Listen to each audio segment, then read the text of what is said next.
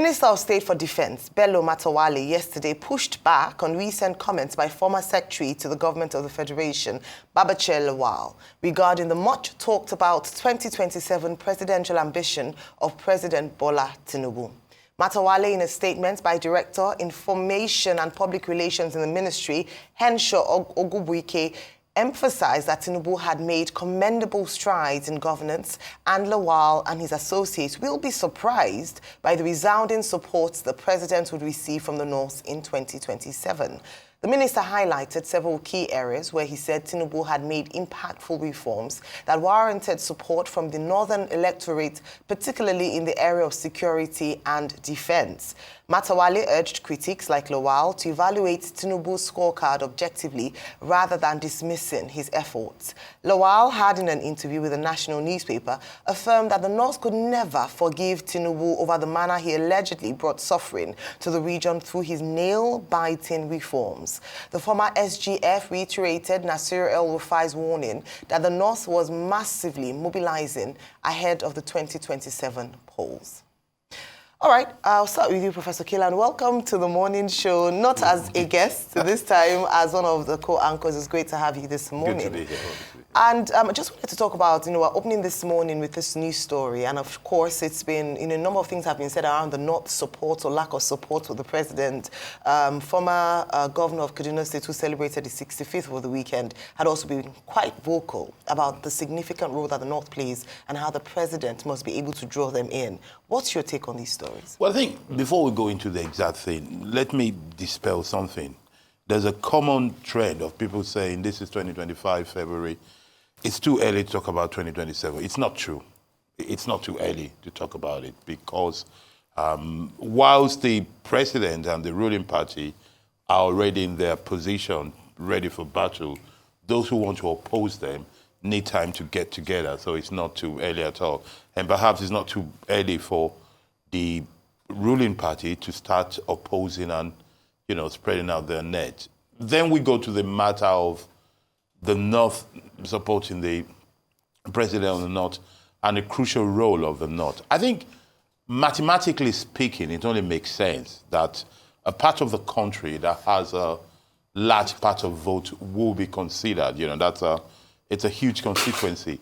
The problem is that it comes across as a bit pedestrian and a bit cynical and not inspiring when the whole equation is about a geopolitical zone against the other. Yeah. It will make sense, if somebody said, because of the suffering that you've afforded this number of people, we're going to be against you. Yeah. But it doesn't look nice. At least it doesn't look inspiring when you term it like a geopolitical thing. It is not good for democracy, it is not good for institutions, and it's not good for the future. When I say it's not good for these three categories, what I mean is that there are some people who maybe in terms of politics, in terms of program and governance, might not be pro the current president. But if you make it a we against us, you're going to force some people to just support him. But it's a gamble. By the same token, some people might just be against him because of where he comes from. But the risk is you might push some people towards him because of where he comes from. It is a shortcut that our political class are taking. Instead of them to do the hard work, to go into details of policy and consequence of policy, they are just tapping into religious, ethnic kind of thing. And they've always done it, and I think they'll continue doing until somebody shakes the table. And I'm not saying that at the moment. All right, thank you. I was going to say Dr. but I looked to the left. Rufai. Okay. Dr. Rufai. So, a couple of things, Ayo. Was Babachir Lawal wrong when he said President Tinubu inflicted pain on the North because of his policies? No, he was not wrong. Is there pain in every part of the country? Yes. Is that a statement of fact? Yes. That statement of fact was further heightened by the protest about hunger, which was very rife in the North. We saw the pictures of the kids protesting, saying things were really bad. The end hunger strike. When we had the end hunger protest. Is he also right in his assertion by a lot of groups are not in favor of Tinubu in this election coming into from the north? Yes. That's another statement of fact. How did we know? We've seen the likes of El Rufai, we've seen the likes of Najatu, we've seen the likes of Babacha Lawa, and we forget that Babacha Lawa used to be a close ally of Tinubu leading up to the elections. So, before he went ahead and pivoted towards Peter Obi and the Labour Party, is there no pain in the land? There is pain in the land. Hence, this administration even getting the moniker T-Pain for the Tinubu brand of pain. So the question is, does Matawalle have the bona fide to say things are good? What do you expect Matawalle to say? He is current minister. Like they say in local parlance, when you are somewhere and you are in the middle of people, you wouldn't talk. Was not in this same Matawalle state, they had a back and forth as regards terrorism.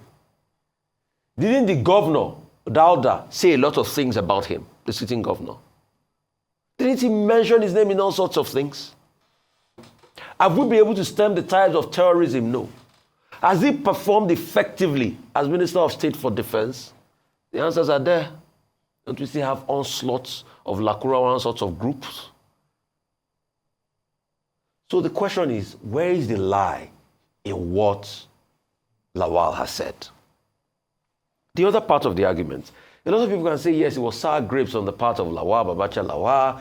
They can talk about his corruption case. They can attack him in anything because I'm just trying to hazard what the opposition will say. They will say, what about you? Grass cutting scandal and everything. But in all of those things is being able to answer. But the question is, even with anything you are going to say about Babacha Lawal, the question is, are the things he's saying, are they not true? So President Tinubu will have to work on it. Will he be able to do it with this budget on ground? I doubt. The other day, I think Minister Wike was saying celebrating the second year anniversary in office will be a project galore. We are not saying projects are not good, but the greatest project in Nigeria we need to do is to remove hunger and poverty and shame from the people. Nigerians can't eat. Do you know the disgrace it is for neighboring African countries, CFR, to be more than the Naira? At some point, 16,000 Naira was a million CFR. Today, it's 2 to 3 to 1. So what are we talking about? So you can attack Babacha Lawal. I've even made the argument for the attack against him. You can say he too is part of the system. He was corrupt, grass cut, whatever you say about him. But the things he has said on ground, are they not true? So I think Matawalle is just doing what anybody in government will be able to do. The taste of the pudding, they say, is in the eating. All right, I think it's quite rich coming from Babacha Lawal, who served as SGF under former President Muhammadu Buhari, and in saying that the North has not been, well, the North has been marginalized, let me put that in that way, under this administration. Tinubu's administration is 2 years. Hate him or love him, he's often maintained that the Buhari administration, or we're just recovering from the economy malaise that he inherited from the Buhari administration. The Buhari administration, in fairness, was not any better in terms of the way that they were able to handle poverty and infrastructural development in the North. And that's why he says it's quite rich. He was under that administration that started this plunge into descent. And now this administration has inherited that and is trying to get us out of that mess. And well, at least, even though, yes, we have criticized or talked about the way in which the reforms were handled, and then you're coming out to say that, oh, he's not doing well from the North. I also like the point you make Professor Kila, about it, making it a regional thing, about the North. Everyone in Nigeria is suffering and feeling the pinch and the hardship of the reforms. If you want to say, let the presidency come to the North in 2027, be bold about it and say it. And let's stop all this, oh, we're not doing this, we're not doing that. When President Muhammadu Buhari was there, why was he not speaking about the hardship in the North and the hardship across Nigeria? Why was he not speaking about the plunging, the corruption that was under that administration, especially in the area of this fuel subsidy we're talking about? Why was he not talking about the fact that schools, the insecurity, terrorism was rife under Buhari's administration? He didn't speak about it. Why is it now that it's under a southern president that they're now bold enough to come out and be saying, oh, he's marginalizing, we're important, we shouldn't come? Let us call a spade a spade. If this is about taking power back to the the North and they're looking and nitpicking, then let them be upfront about it and not making the administration of President Buhari like a sainthood. He wasn't a saint. He was one of your people, and you could have spoken out boldly. Only last week during What's Trending, we were talking about the young journalists that went to build a borehole close to President Buhari's hometown. Why didn't he do that for his people? Why now? The level of out-of-school children was high during President Buhari's time. He was from the North. Why didn't he do something about it? The level of poverty in that region and the insecurity in the Northeast was rife. Why didn't he do something about it? And why didn't they call out? How come they are finding their voices so suddenly? Now, Babachel, in the mention of Jonathan that they are now romancing, they worked against him. And the ACF afterwards came out and said that they were proud to have worked against Jonathan. Why is he suddenly the golden boy of the North? You know, so many funny things happening, but this is politics. However, let me take some salient points from what he said. Are people suffering? Absolutely. Yeah, I mean, we can feel the pulse of the people.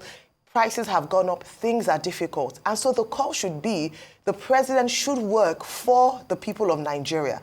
Let's not politicize poverty, politicize what is happening in the North. When their northern brother was in power, what did he do for the North? Why now that it is now time for election, they're now saying, oh, the North is this? And I won't buy that. And so that's why I understand where Matawalle is coming from, where he talks about some of the the things that the president has done, including security. Like it or not, they're able to show workings. And whether we like it or not, we have seen more peace in the northern areas with regards to terrorism and banditry and the herdsmen attacks under these 2 years that we saw over the last, let's say, 4 years before now. So let's be objective, let's bring out the facts, and let's make it about ethnic or religious sentiments when it comes to politics. Politics is politics, let's face the facts.